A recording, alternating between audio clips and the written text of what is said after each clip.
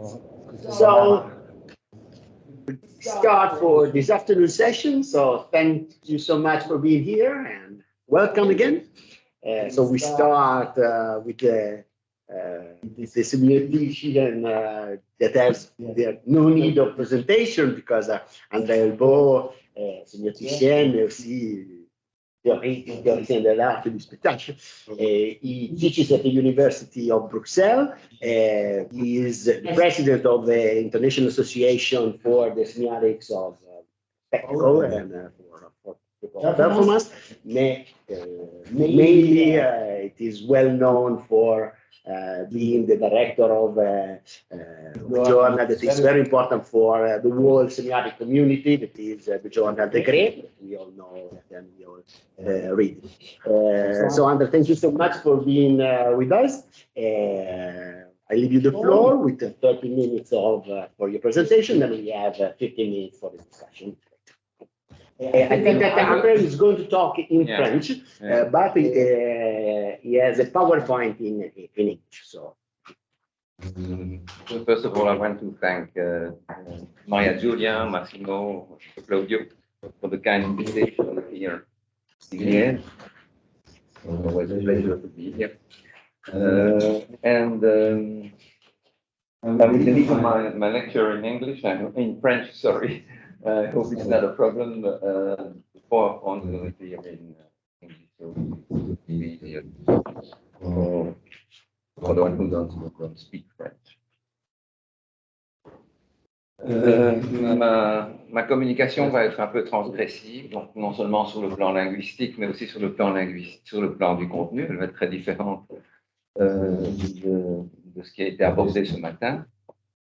Je vais donc essayer d'aborder un petit la question du dialogue entre la question du visage, la question du visuel qui est quelque part un peu la variable tacite du visage, et la sémiotique du spectacle vivant, la sémiotique du théâtre. Donc, a priori, on peut s'interroger du fait que j'ai effectivement mis un point d'interrogation derrière mon titre, peut-être que je ne considère pas la relation entre le visage, la représentation et le visuel comme au substantiel de la sémiotique du spectacle vivant, alors que de manière intuitive, je veux dire, si on n'adopte pas la posture du sémioticien, le visage est inscrit dans le discours sur le spectacle vivant.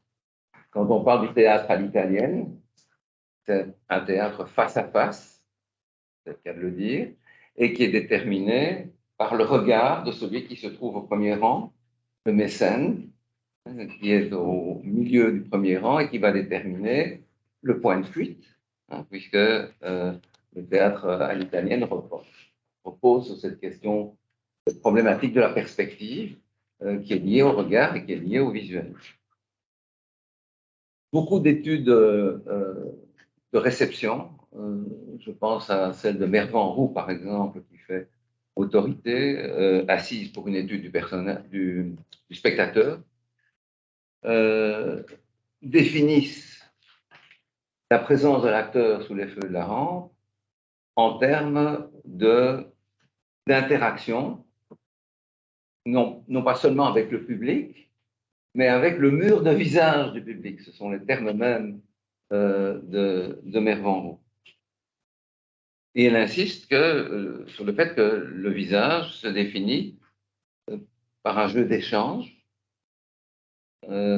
Parler donc du mur de visage revient à parler aussi pour l'acteur de l'expérience du visage. Et j'utilise ce terme à dessein parce que c'est le terme de Lévinas, en fait, donc qui est infini. Donc le terme me paraît, en tout cas, mériter réflexion. Et enfin, troisième point qui peuvent conforter, je dirais, une approche intuitive, c'est tout simplement celle du répertoire dans la création contemporaine. Et je citerai simplement un exemple que vous voyez à l'écran, qui est sur le concept du visage du Fils de Dieu de Romeo Castellucci, qui est un spectacle dont on a beaucoup parlé. Je vous rappelle quand même qu'il a effectivement suscité un certain nombre de réactions. Je vous en ai concocté un petit extrait. Réaction dont on s'est d'ailleurs demandé si c'était des figurants engagés par Castellucci ou si c'était effectivement des manifestants qui avaient réagi spontanément. Alors, ce spectacle mérite qu'on s'y arrête un instant. C'est un spectacle assez court, en 3 temps, un spectacle d'1 heure. Les 45 premières minutes, je ne sais pas si certains l'ont vu parmi vous, sont d'un naturalisme affligeant qui montre un vieillard parkinsonien et incontinent.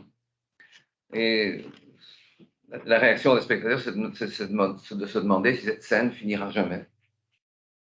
Le deuxième temps, tout à fait par contraste avec le premier moment, est un moment tout à fait allégorique. On change complètement de style. Des enfants jettent des grenades qu'ils portaient dans leur sac d'écolier au visage, qui est représenté là, et qui reste impassible. Alors quand je dis qu'ils jettent des grenades sur le visage, en fait, qui est le visage du Christ ici, c'est pas vraiment le cas. Ils jettent des grenades sur le tableau d'Antonello de Messina. Donc c'est effectivement à la fois l'ambivalence du visage. Je cite à nouveau Lévinas. Le visage est ambivalent, il signifie à la fois invitation à tuer et interdiction de tuer. L'agression ici, elle est à la fois suscitée et repoussée par ce visage. Et enfin, troisième temps, les acteurs quittent le plateau, ils désertent la scène et le visage reste seul en scène et il va progressivement se déformer, il va être souillé, lacéré, jusqu'à disparaître pour devenir, pour faire place à ces mots « You are and you are not my shepherd ». Donc, ce qui est intéressant, c'est que donc, cette pièce a suscité des réactions et Castellucci, dans la deuxième version, donc pas celle qui avait été créée à Avignon, mais les suivantes, s'est auto-censuré. Et il a supprimé quelle scène? La deuxième. Celle où les enfants jettent des grenades sur le tableau, hein, qui est en fait une espèce de proposition alternative pour s'arracher au caractère péniblement scatologique de la première scène. Et donc, c'est la révolte des enfants sur scène qui, selon lui, a constitué l'élément essentiel, c'est-à-dire, en fait, le moment d'interaction, le seul moment d'interaction entre un visage et ceux qui le regardent. Donc, l'élément de scandale, hein, d'un visage, encore Lévinas, dénudé, exposé sans défense, offert, c'est le moment de l'interaction. Donc, ça n'est bien sûr, c'est une représentation d'un visage, pas n'importe quelle représentation, bien entendu. C'est d'ailleurs très bizarre parce que le titre parle du concept du visage du Fils de Dieu, et ici on a en fait affaire à une incarnation. Ça n'a rien de concept général. Mais ce qui me semble vraiment crucial, ce qui était crucial pour Castellucci, c'est l'intersubjectivité dont le visage est porteur. Est porteur, oui. Donc le fait qu'il y a ce caractère de métaphore du visage qui sert à décrire un phénomène d'interaction. Je rappelle que Lévinas disait aussi le visage signifie, il est sens à lui seul, il parle, ce visage exige qu'on lui réponde, qu'on réponde de lui, c'est un ordre, c'est un commandement. Donc, Jean-Pierre, c'est marqué. l'élément essentiel, c'est que le visage n'appartient pas à celui qui le porte, mais il est défini par celui qui le regarde. L'interaction est l'élément essentiel, et cette problématique du regard, du visuel qui est sa variable tacite, peut particulièrement nous intéresser lorsque l'on étudie des phénomènes spectaculaires et des phénomènes relatifs au spectacle vivant. Donc, je voudrais aborder en fait 5 questions très brièvement. La première,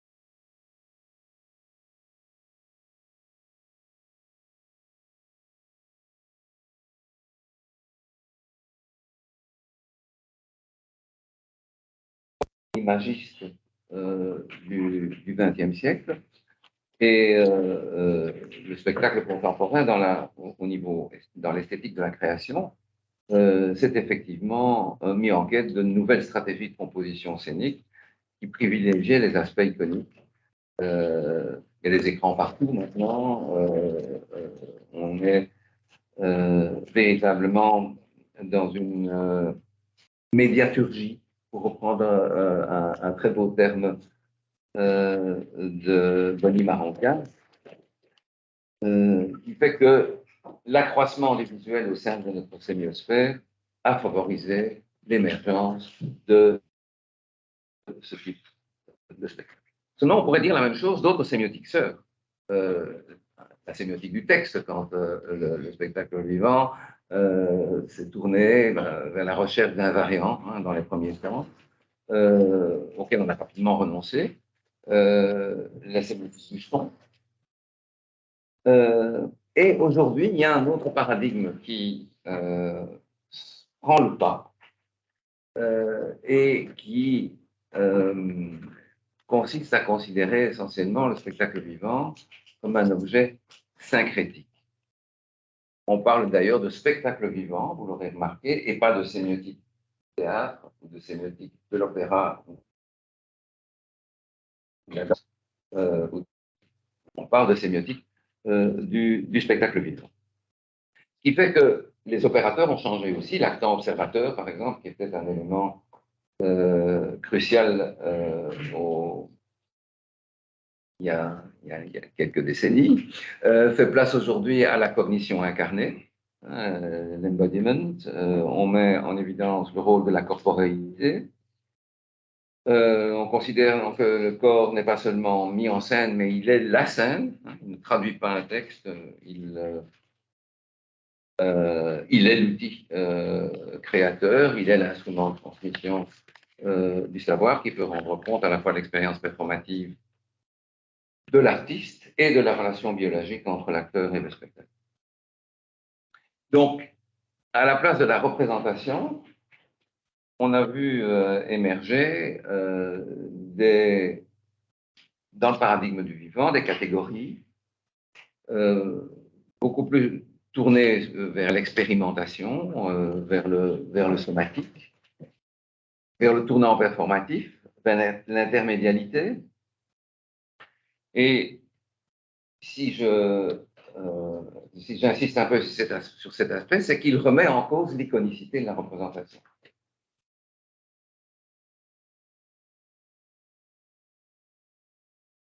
Le visuel s'est décliné en une double dimension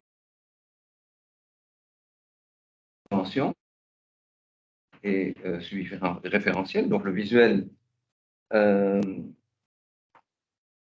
théâtre, par l'exemple du visage, c'est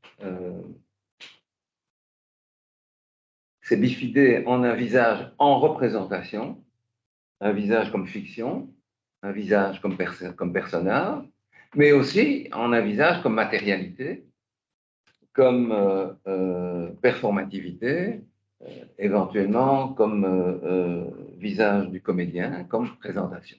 Donc il y a toujours cette double dimension. Le visage fait sens comme une présentation, comme une matérialité, mais dans un cadre spectaculaire, dans un cadre de représentation. Donc, plutôt que de parler de visage inscrit dans la logique du personnage, on parle beaucoup plus aujourd'hui de présence, de pré-expressivité.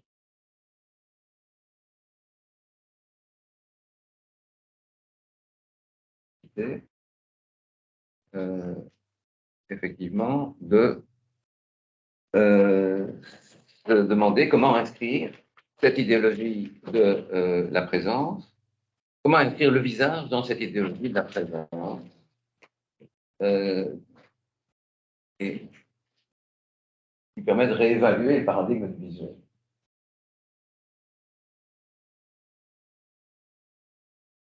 La double énonciation dont on parle en sémiotique du spectacle vivant, donc le fait que le comédien joue et montre qu'il joue, participe un peu de cette double dimension en réalité.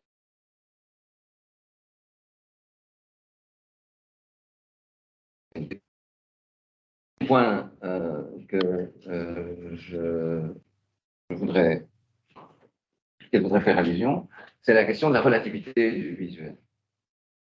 C'est l'argument culturaliste, la notion d'image théâtrale, d'image opératique, d'image circassienne, repose sur un impensé qui présuppose que le spectacle vivant, spectare, théâtron, serait destiné essentiellement à être vu. Or, l'anthropologie théâtrale, tout comme l'approche diachronique, souligne qu'il existe, par exemple, dans d'autres cultures ou dans d'autres états de notre culture, des formes de spectacle qui font appel à tous les sens. Au début du XXe siècle, on a commencé à mettre en cause les modèles de réception qui étaient fondés sur le caractère paralytique et embryope, a-t-on dit, du spectateur assis dans son fauteuil. On s'est intéressé, probablement sous l'influence d'autres cultures, au fait, par exemple, qu'en Inde, la réception du spectacle, qu'on appelle la rasa, fait appel à toute une série de modalités sensorielles, dont le goût, les valeurs haptiques, l'odorat, le regard aussi, bien entendu, mais pas seulement. Et de la même façon, en Asie, par exemple, l'acteur, le jeu de l'acteur n'est pas destiné simplement à être vu comme analogone de la psychologie d'un personnage. Le jeu de l'acteur, c'est avant tout un équilibre de tension somatique, hein, aller au bout des tensions de son corps, c'est ça l'essentiel du jeu. Hein, le beau compliment qu'on puisse faire à un acteur en Inde ou à une actrice en Inde,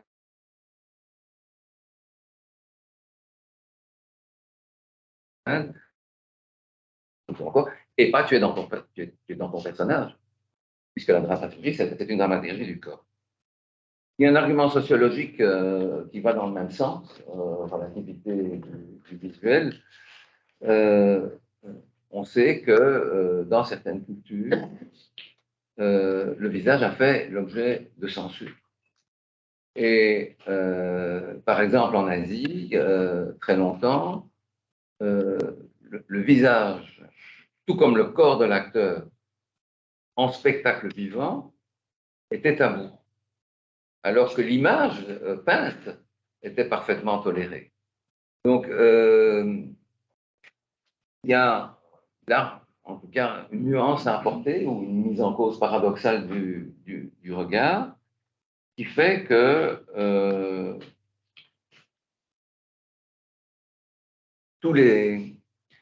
que la relativité doit être prise en compte. Ce qui fait que, par exemple, pour la danseuse Kathakali que vous avez là, le vêtement, le maquillage, tous les éléments, le maquillage qui est une espèce de masque hein, ici, font partie de l'entrée dans l'anthropologie du spectacle. En fait, tout ça se fait à vue, en scène, hein, alors que chez nous, dans nos cultures, il y a des espaces de soutien et tout se fait en coulisses, dans des espaces cachés. Donc, le statut du visuel, le statut du visage ont évolué dans l'histoire du théâtre. Stanislavski, par exemple, considérait que le visage était le siège de l'émotion. Il avait du visage une conception sémantique. Le visage construit un récit visuel qui raconte des identités personnelles. Pour lui, le grimage, le maquillage était la dernière étape d'entrée dans le rôle. Donc le maquillage faisait partie de la nature iconique. On disait d'ailleurs, l'acteur se fait une tête. Donc le visage de l'acteur devenait un analogue du jeu. Mais de toutes ces techniques, évidemment, on n'a aucune trace. Le maquillage dans nos cultures se fait dans l'intimité de la loge, sauf peut-être chez un ou deux, chez Ariane Nouchkine, par exemple. Et dans un geste non moins emblématique, les acteurs se démaquillent seuls devant le miroir. Donc il y a vraiment, on se pose la question de la trace, qui est une question beaucoup plus générale d'ailleurs, qui porte non seulement sur le visage mais sur le corps. Hein, la commedia dell'arte, par exemple, selon l'auteur du dessin qui a été croqué, nous présente des prototypes qui sont complètement différents.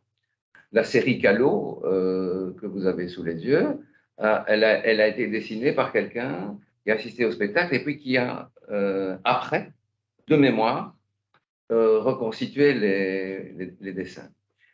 Il en résulte tout simplement des corps qui ne respectent pas la loi de la pesanteur. Ce sont des acteurs en déséquilibre, en contradiction avec les lois physiques de la gravité, des corps contorsionnés, incohérents, artificiels. Ici, vous le voyez également, toujours dans la série Callot, alors que dans l'autre série, la série Fossard, qui a été dessinée en direct au moment de la représentation, on a affaire à par exemple ici, à une image d'Arlequin qui est parfaitement cohérente, la colonne en arc, l'élongation du cou, la tension, la posture est complètement conforme aux lois de la gravité. Donc le corps et le visage véhicule, on pourrait dire, un récit facial négatif. Il ne s'agit pas de renvoyer à une personne ou à un avant-spectacle, de présentifier un absent, mais de souligner la fonction sémiotique du visage dans la combinatoire du jeu. La question du visage théâtral, si elle est si compliquée à noter au niveau de la face, c'est précisément parce que c'est la ligne du jeu dont le visage est la métaphore. Quand vous voyez ici cette image de Chéreau, Nathalie, d'Hamlet de Chéreau, donc avec le visage de Gérard de Sade. Qu'est-ce qui nous frappe, et la photo en rend compte de manière très imparfaite, c'est le maquillage blafard. Et ce maquillage blafard ne prend sens que si on le compare au visage à gauche de la mère d'Hamlet, qui est également blafard, alors que, on le voit assez mal ici, les autres personnages ont un teint plus vif. Et cette opposition de couleurs du visage recoupe en fait une opposition des costumes. Hein, vous voyez ici en termes d'époque, en termes d'ampleur, ample juste au corps, en termes d'historicité, contemporain historique, etc. Donc, l'apparence s'inscrit dans une combinatoire, et quelque part, le visage est une métaphore du corps. Il cristallise à la fois le statut ambivalent d'une fiction et d'une performance en art.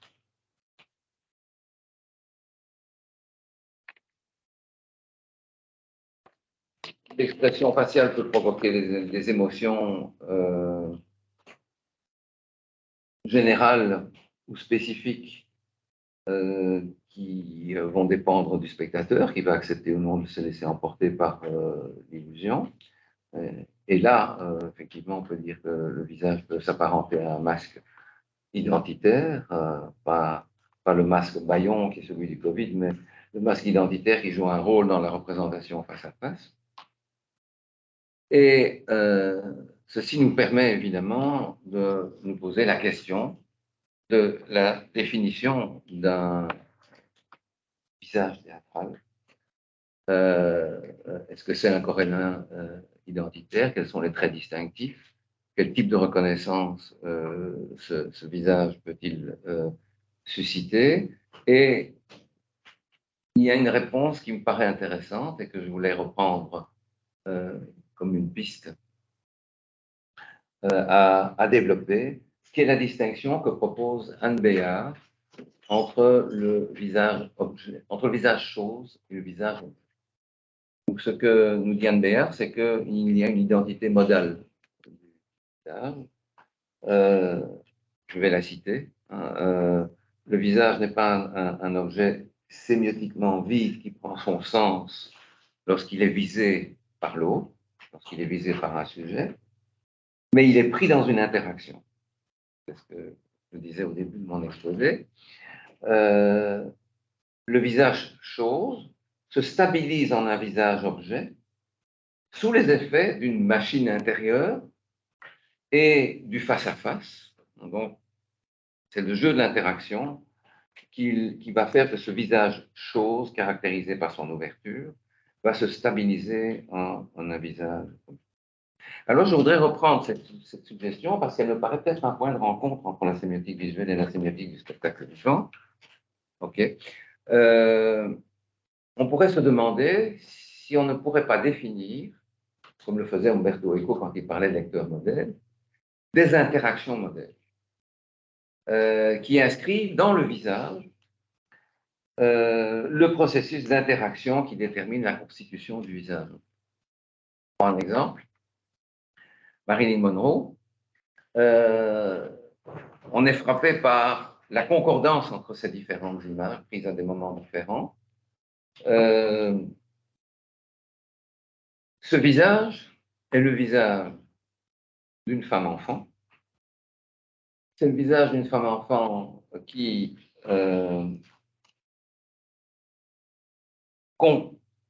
inscrit une certaine forme d'interaction, c'est qu'elle consent, c'est celle du consentement. Elle consent sans réserve à être regardée. Et je vais ajouter, comme le dit Goffman à propos des mannequins, c'est une femme qui consent à être regardée par un homme. Et Goffman faisait le même travail pour son étude sur les mannequins. Il parlait de la posture d'abandon, la tête qui repose sur la main, le sourire consentant, la femme.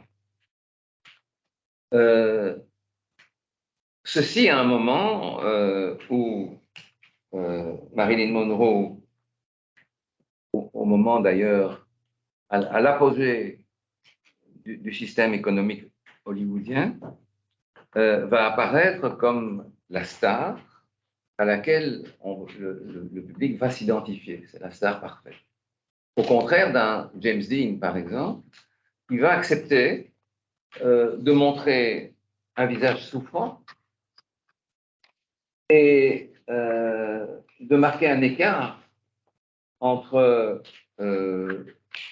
le visage du comédien et celui du personnage, dévoilant les failles de la star. L'interaction avec le regard du spectateur se transforme, perturbant l'identification, à un moment où d'ailleurs le déclin du système hollywoodien commence à s'amorcer. Ça n'est pas tout à fait innocent. Alors, le point culminant, c'est évidemment Marlon Brando, qui accepte, au fond, de casser l'interaction au profit d'un visage chose, qui est d'un corps chose, qui est déformé, qui n'appartient plus à l'acteur star, mais au personnage. Et évidemment, là, le rapprochement s'impose avec l'acteur de théâtre, où il n'y a pas d'identification, on est plutôt dans un processus de dénégation, où la question de l'identité modale se pose en d'autres termes. Alors, pour terminer, puisqu'on me dit que je suis arrivé au terme, un exemple un peu plus léger, qui est celui de Lady Gaga, qui a été très bien étudié par Oxlander, entre autres, et qui est le dernier stade de la cohérence, de l'éclatement de la cohérence du visage, parce qu'on a affaire finalement ici à une star sans visage. Le visage, comme le corps, vont avoir pour objet de reproduire en scène un moment antérieur qui est celui du clip vidéo. Donc, pour parler en termes portiens, on pourrait dire qu'elle est la copie vivante en scène de l'original vidéo qui l'a précédé. Donc, il s'agit de décliner sur scène un moi comme rôle, un visage-objet proche du masque et qui se réfère à un autre objet possible qui l'a précédé. Voilà, donc j'avais annoncé une communication un peu informelle et surtout incoactive, hein, parce que, mais je pense que finalement le dialogue entre sémiotique du visage et sémiotique du spectacle vivant touche à un certain nombre de questions qui sont vraiment centrales dans le développement de l'étude du spectacle vivant. Je pense à la double énonciation, au rapport entre l'acteur et le comédien, aux interactions avec le spectateur. On passe son temps à étudier ça. Et le concept d'interaction, sous-tendu par le processus constitutif du visage-objet, conduit à s'interroger sur un autre processus qui est essentiel, hein, sur lequel nous travaillons beaucoup, qui est le processus spectaculaire, le processus de mise en seuil, le processus qui permet au visage d'entrer dans un cadre spectaculaire. Et c'est peut-être là que peut se réaliser le croisement entre sémiotique du spectacle vivant, sémiotique visuelle et approche du visage.